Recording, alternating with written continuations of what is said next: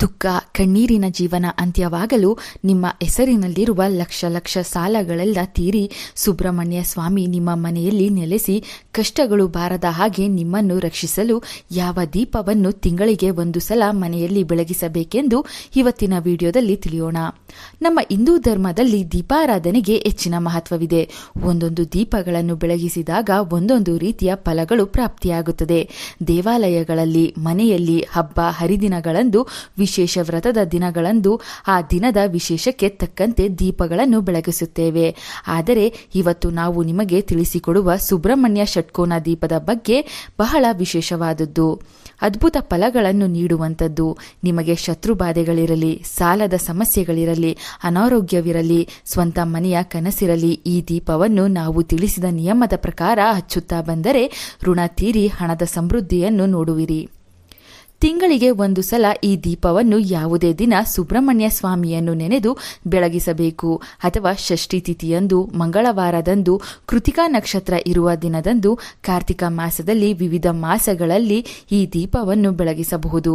ನಿಮ್ಮ ಮನೆಯ ದೇವರ ಮನೆಯಲ್ಲಿ ಸುಬ್ರಹ್ಮಣ್ಯೇಶ್ವರ ಸ್ವಾಮಿಯ ಚಿಕ್ಕ ಫೋಟೋ ಏರ್ಪಾಡು ಮಾಡಿಕೊಂಡು ಅರಿಶಿಣ ಕುಂಕುಮದ ಬೊಟ್ಟನ್ನು ಇಟ್ಟು ಹಳದಿ, ಕೆಂಪು, ಬಿಳಿ ಬಣ್ಣದ ಪುಷ್ಪಗಳಿಂದ ಅಲಂಕಾರ ಮಾಡಿಕೊಳ್ಳಬೇಕು. ಸುಬ್ರಹ್ಮಣ್ಯೇಶ್ವರ ಸ್ವಾಮಿಯ ಮುಂದೆ ಒಂದು ಚಿಕ್ಕ ಮಣೆಯನ್ನಿಟ್ಟು ಆ ಮಣೆಗೂ ಅರಿಶಿನ ಹಚ್ಚಿ ಕುಂಕುಮದ ಬೊಟ್ಟನ್ನು ಇಟ್ಟು ಪುಷ್ಪಗಳಿಂದ ಅಲಂಕರಿಸಬೇಕು. ಮಣೆಯ ಮೇಲ್ಭಾಗ ಮಧ್ಯಭಾಗದಲ್ಲಿ ಅಕ್ಕಿ ಹಿಟ್ಟಿನಿಂದ ಷಟ್ಕೋನ ಅಂದರೆ ತ್ರಿಭುಜದ ರಂಗೋಲಿಯನ್ನು ಬರೆಯಬೇಕು. ಒಂದು ಮೇಲ್ಮುಖ ತ್ರಿಕೋನ, ಮತ್ತೊಂದು ಕೆಳಮುಖ ತ್ರಿಕೋನ. ಈ ಎರಡನ್ನು ಒಂದಾಗಿಸಿ ಬಿಡಿಸಿದರೆ ಅದು ಷಟ್ಕೋನದ ರೂಪವಾಗುತ್ತದೆ. ಸಾಮಾನ್ಯವಾಗಿ ಪ್ರತಿ ಸ್ತ್ರೀಯರು ಈ ರಂಗೋಲಿಯನ್ನು ಮನೆಯ ಮುಂಭಾಗದಲ್ಲಿ ನಕ್ಷತ್ರದ ಆಕಾರದಲ್ಲಿ ಬರೆಯುತ್ತಾರೆ. ನೀವು ಮಣೆಯ ಮೇಲೆ ಬಿಡಿಸಿದ ಮೇಲ್ಮುಖ ತ್ರಿಕೋನದಲ್ಲಿ 3 ಬಿಂದುಗಳು ಇರುತ್ತವೆ, ಕೆಳಮುಖ ತ್ರಿಕೋನದಲ್ಲಿ 3 ಬಿಂದುಗಳು ಇರುತ್ತವೆ. ಒಟ್ಟಾಗಿ 6 ಬಿಂದುಗಳು ಈ ನಕ್ಷತ್ರದ ಆಕಾರದಲ್ಲಿ ಇರುವ ರಂಗೋಲಿಯಲ್ಲಿ ಕಾಣಿಸುತ್ತದೆ. ಈ 6 ಬಿಂದುಗಳ ಮೇಲೆ ಚಿಕ್ಕ ಚಿಕ್ಕ ಮಣ್ಣಿನ ದೀಪಗಳನ್ನು ಇಡಬೇಕು. 6 ಮಣ್ಣಿನ ದೀಪಗಳಿಗೂ ಅರಿಶಿನ ಕುಂಕುಮವನ್ನು ಹಚ್ಚಿ ನಮಸ್ಕಾರ ಮಾಡಿಕೊಳ್ಳಬೇಕು.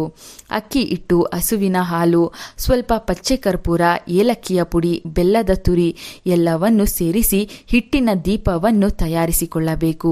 ನೀವು 6 ಬಿಂದುಗಳ ಮೇಲೆ ಇಟ್ಟಂತಹ ಮಣ್ಣಿನ ದೀಪಗಳ ಮೇಲೆ ಈ 6 ಹಿಟ್ಟಿನ ದೀಪಗಳನ್ನು ಇಡಬೇಕು. 6 ಹಿಟ್ಟಿನ ದೀಪದ ಒಳಗೆ ತುಪ್ಪವನ್ನು ಹಾಕಿ ಹೂಬತ್ತಿಗಳನ್ನು ಇರಿಸಬೇಕು. ಇನ್ನು ತ್ರಿಕೋನದ ಮಧ್ಯಭಾಗ ಖಾಲಿ ಇರುತ್ತದೆ. ಆ ಖಾಲಿ ಇರುವ ಜಾಗದಲ್ಲಿ ಚಿಕ್ಕ ತಟ್ಟೆಯನ್ನಿಟ್ಟು ಅದರ ಮೇಲೆ ಸ್ವಲ್ಪ ಅಕ್ಕಿಯನ್ನು ಹಾಕಿ ಅದರ ಮೇಲೆ 6 ಹಿಟ್ಟಿನ ದೀಪಗಳಿಗಿಂತಲೂ ಸ್ವಲ್ಪ ದೊಡ್ಡದಾದ ಹಿಟ್ಟಿನ ದೀಪವನ್ನು ಇರಿಸಿ ಮಧ್ಯಭಾಗದಲ್ಲಿ ನೀವು ಇಟ್ಟಂತಹ ಈ ದೀಪವನ್ನೇ ಸಾಕ್ಷಾತ್ ಶ್ರೀ ಸುಬ್ರಹ್ಮಣ್ಯೇಶ್ವರ ಸ್ವಾಮಿ ಸ್ವರೂಪವಾಗಿ ಭಾವಿಸಬೇಕು.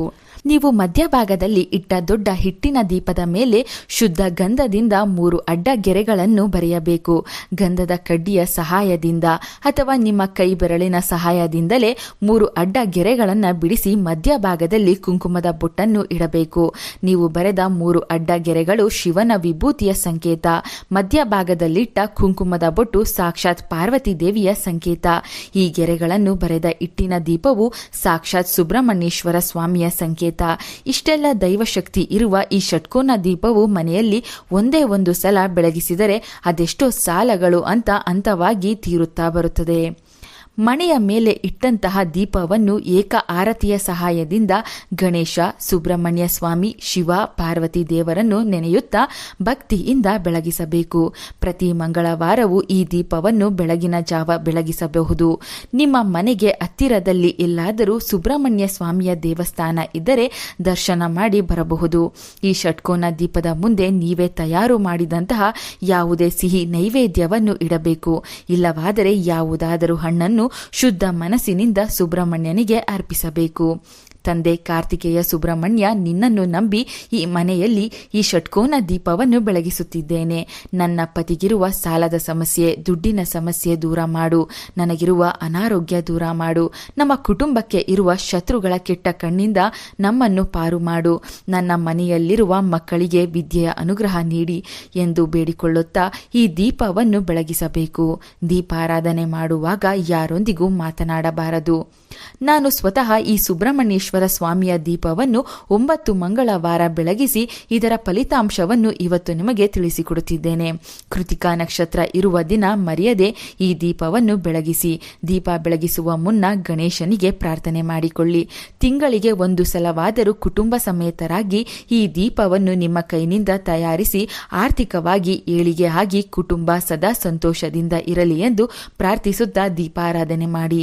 ಶಿವಪುತ್ರನಾದ ಸುಬ್ರಹ್ಮಣ್ಯನು ಗ್ರಹಗಳ ಅನುಕೂಲತೆ ಹೆಚ್ಚು ಮಾಡಿ ಕೈನಲ್ಲಿ ಸದಾ ದುಡ್ಡು ಚೆನ್ನಾಗಿ ಓಡಾಡುವಂತೆ ಮಾಡುತ್ತಾನೆ. ಮನೆಯಲ್ಲಿ ಸುಖ, ಸಮೃದ್ಧಿ, ಸಂಪತ್ತು ಸದಾ ನೆಲೆಸುವಂತೆ ಅನುಗ್ರಹಿಸುತ್ತಾನೆ. ಸ್ವಂತ ಮನೆ ಕಟ್ಟಿಸಲು ನಾನಾ ಕಷ್ಟಗಳನ್ನು ಪಡುತ್ತಿದ್ದರೆ ಇದೇ ಷಟ್ಕೋನ ಸುಬ್ರಹ್ಮಣ್ಯ ದೀಪವನ್ನು ಸಂಕಲ್ಪಪೂರ್ವಕವಾಗಿ ಬೆಳಗಿಸುತ್ತಾ ಬಂದರೆ ಮನೆ ಕಟ್ಟಿಸಲು ಆಗುವಂತಹ ಅಡ್ಡಿ ಆತಂಕಗಳು ದೂರವಾಗಿ ಕಟ್ಟಡ ನಿರ್ಮಾಣ ಸುಲಭವಾಗಿ ಆಗುತ್ತದೆ. ಮುಟ್ಟಾದ ವಾರಗಳನ್ನು ಹೊರತುಪಡಿಸಿ ಉಳಿದ ವಾರಗಳಂದು ಈ ದೀಪವನ್ನು ಬೆಳಗಿಸಬಹುದು. ಮಂಗಳವಾರ ಈ ದೀಪ ಬೆಳಗಿಸಿದ ಮೇಲೆ ಬುಧವಾರ ಬೆಳಿಗ್ಗೆ ಒಟ್ಟು 7 ಹಿಟ್ಟಿನ ದೀಪಗಳನ್ನು ಅರಳಿ ಮರ ಅಥವಾ ತೆಂಗಿನ ಮರದ ಬುಡಕ್ಕೆ ಹಾಕಬಹುದು.